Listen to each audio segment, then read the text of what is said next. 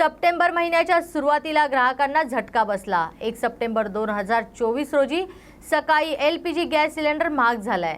August महिन्यात पण 19 kilo व्यावसायिक गॅस महागला होता। आता या महिन्यात सुद्धा गॅसचा भाव वाढलाय। ऐन सणासुदीच्या तोंडावर सप्टेंबर महिन्याच्या पहिल्याच दिवशी व्यावसायिक गॅस महागल्याने हॉटेलमधील खाद्यपदार्थ महागण्याची शक्यता आहे। तर 14 किलो घरगुती गॅस सिलेंडरची किंमत जशीच्या तशी आहे, त्यात बदल झालेला नाहीये। दिल्लीपासून मुंबईपर्यंत किती वाढलेत भाव ते पाहूयात। दिल्ली ते मुंबईपर्यंत व्यावसायिक गॅस सिलेंडरच्या भावात बदल झालाय। 1 सप्टेंबर पासून ही दरवाढ लागू करण्यात आली आहे।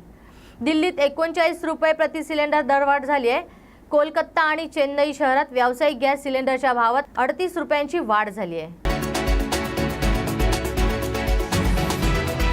भारतीय क्रिकेट संघाचा मुख्य प्रशिक्षक आणि माजी फलंदाज गौतम गंभीर याच्या नेतृत्वात रोहित सेनेने नुकताच श्रीलंका दौरा केलाय।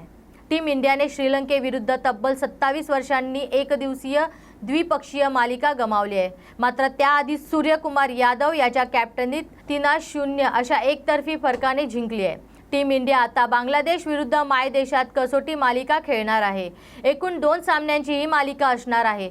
त्याआधी गौतम गंभीर याने टीम इंडियाची all time one day best playing 11 निवडली आहे। गंभीरच्या या प्लेइंग 11 मध्ये टीम इंडियाचा विद्यमान कर्णधार रोहित शर्मा याला संधी देण्यात आलेली नाहीये।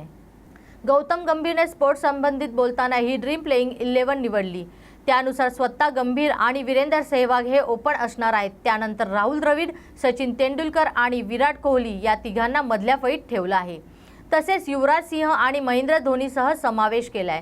फिरकी गोलंदाज म्हणून अनिल कुंबळे आणि अश्विन यांना स्थान मिळालं आहे। वेगवान गोलंदाज म्हणून इरफान पठाण आणि झहीर खान यांची निवड केलेली आहे। पॅरिस ऑलिम्पिकमध्ये विनेश फोगाटची कामगिरी सरस ठरली आहे। आता ती हरियाणाच्या विधानसभेच्या आखाड्यात उतरण्याची शक्यता आहे। विनेश फोगाटने या कुस्तीपट्टूंच्या आंदोलनात सहभाग घेतला होता। केंद्र सरकारच्या धोरणांवर टीका केली होती। वज्रभूषण शरण सिंह यांच्या विरोधात तिच्या भूमिकेमुळे एकच काहूर उठले होते। लोकसभा निवडणुकीत पण विरोधकांनी हा मुद्दा उचलून धरला होता। भारतीय कुस्तीपटू विनेश फोगाट हिने शंभू बॉर्डरवर आंदोलक जिंद आणि रोहतक येथील खाप पंचायतीचे पंच नेत्यांची भेट घेतली। 27 ऑगस्ट रोजी आयोजित कार्यक्रमात त्यांनी राजकारणात येण्याविषयीचे संकेत दिलेत। पण राजकारणात येण्यापूर्वी आपण समाजातील ज्येष्ठांच्या वडीलधाऱ्यांचा सल्ला घेणार असल्याचे तिने यावेळी सांगितले। माझे मन ज्यावेळी शांत होईल त्यावेळी या विषयाचा निर्णय घेण्यात येणार आहे।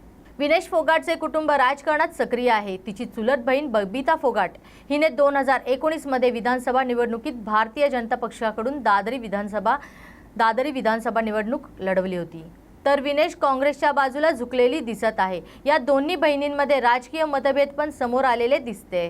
सोशल मीडियावर बबिता आणि तिच्या नवऱ्याने अप्रत्यक्षपणे विनेशवर निशाणा साधला होता। या दोघींमध्ये मतभेद असल्याने त्यामुळे समोर आलेले दिसते।